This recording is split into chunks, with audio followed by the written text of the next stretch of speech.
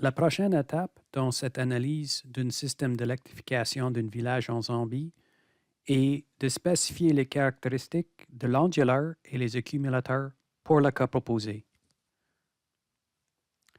En regardant le schéma pour notre système du cas proposé, on constate tout de suite quelque chose qui va rendre notre analyse un petit peu plus compliquée. On a en fait deux onduleurs. On a l'onduleur ici qui transforme le courant continu des panneaux photovoltaïques en courant alternatif et on a cet convertisseur bidirectionnel associé avec les accumulateurs. Il va falloir trouver une façon d'entrer les coûts et la performance pour ces deux onduleurs dans RedScreen. Le coût pour l'onduleur photovoltaïque est inclus dans l'estimation des coûts des systèmes photovoltaïques dans la base de données des coûts. Donc, si on utilise la base de données des coûts pour estimer le coût de notre système photovoltaïque, ça va inclure le coût pour cet onduleur. Et je vais vérifier ça un petit peu plus tard. Avec ça, il nous reste uniquement de spécifier la taille de cet onduleur et son efficacité. Et on va faire ça sur la page onduleur. Pour le convertisseur bidirectionnel ici, notre hypothèse est une taille de 150 kW avec un coût de 2400 kwacha par kilowatt. On va saisir le coût directement dans l'onglet Coût afin d'éviter la confusion avec l'onduleur photovoltaïque ici. Pour l'efficacité de ce convertisseur, on va l'inclure dans l'efficacité de ce système de stockage électrique. Et cette efficacité va tenir en compte l'efficacité de la transformation de courant alternatif en courant continu et ensuite de courant continu en courant alternatif. On planifie d'utiliser les accumulateurs de type lithium-ion, LFP, avec un jour d'autonomie.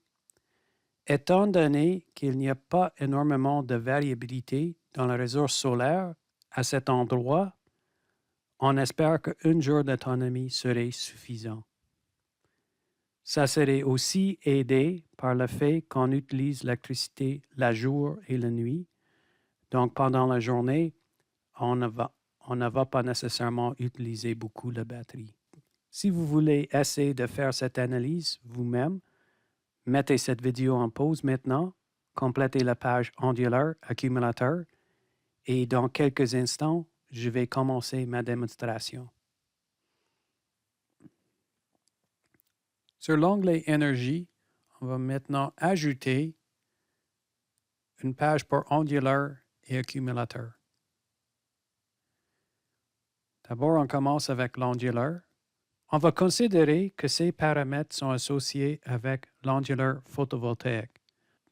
On ne connaît pas la capacité nécessaire pour l'onduleur photovoltaïque. Ça va dépendre sur la taille du champ photovoltaïque.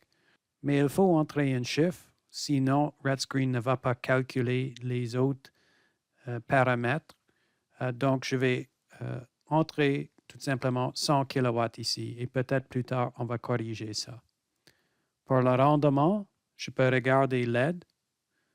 Ça suggère une valeur de 97% et je vais commencer avec ça. Pour les pertes diverses, mon hypothèse serait qu'ils sont zéro.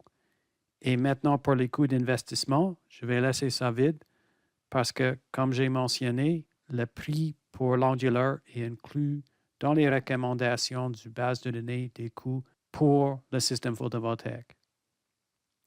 J'ajoute des accumulateurs ici. Pour l'autonomie, je vais sélectionner un jour ici. Pour la tension, ce n'est pas très important dans RedScreen, donc je vais entrer 100 volts ici. Pour le rendement, c'est ici que je vais inclure le rendement des accumulateurs et aussi le rendement du convertisseur bidirectionnel. Et les accumulateurs vont avoir un rendement de peut-être 90-93% avec le rendement de convertisseur bidirectionnel sur la charge et aussi sur la décharge. Je vais considérer un rendement de 85% comme une estimée raisonnable. Pour les niveaux maximaux de décharge, je vais considérer que, étant donné qu'on utilise des accumulateurs lithium-ion, je peux les décharger assez profondément. Je vais entrer 80% ici. Pour le rendement de régulateur de charge, je considère que j'ai incorporé ce rendement dans le rendement des accumulateurs ici. Donc, je vais entrer 100% ici. Pour la méthode de contrôle de la température avec ambient, on a un très faible ajustement de la capacité due à la température. C'est parce que notre température à cet endroit n'est jamais loin de 20 degrés Celsius ou 25 degrés Celsius, donc l'ajustement est assez mineur. Avec ça, on a une capacité suggérée de 8055 ampères. Je vais entrer cette suggestion et en multipliant par le 100 volts, on arrive avec un estimé de 806 kWh. Pour les coûts d'investissement, je vais chercher dans la base de données de coûts. Je vois que le tableau ici est pour les accumulateurs beaucoup plus petits que 806 kWh. Donc, je vais sélectionner ici les coûts typiques pour les accumulateurs lithium, fer, phosphate. En cliquant ici, je peux regarder ce qui est là. Je vois pour une capacité de 1000 kWh, qui est le choix le plus proche à notre capacité de 806 kWh. Si je sélectionne les valeurs moyennes pour les accumulateurs, pour l'équipement auxiliaire, pour l'ingénierie, approvisionnement et construction, pour le développement du projet, et je vais laisser vide l'intégration au réseau parce qu'on n'a pas de réseau ici.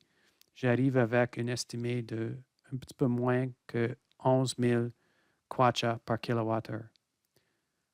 Je vais coller ça dans mon analyse et on trouve que le coût d'investissement pour l'accumulateur est 8 600 000 kwacha.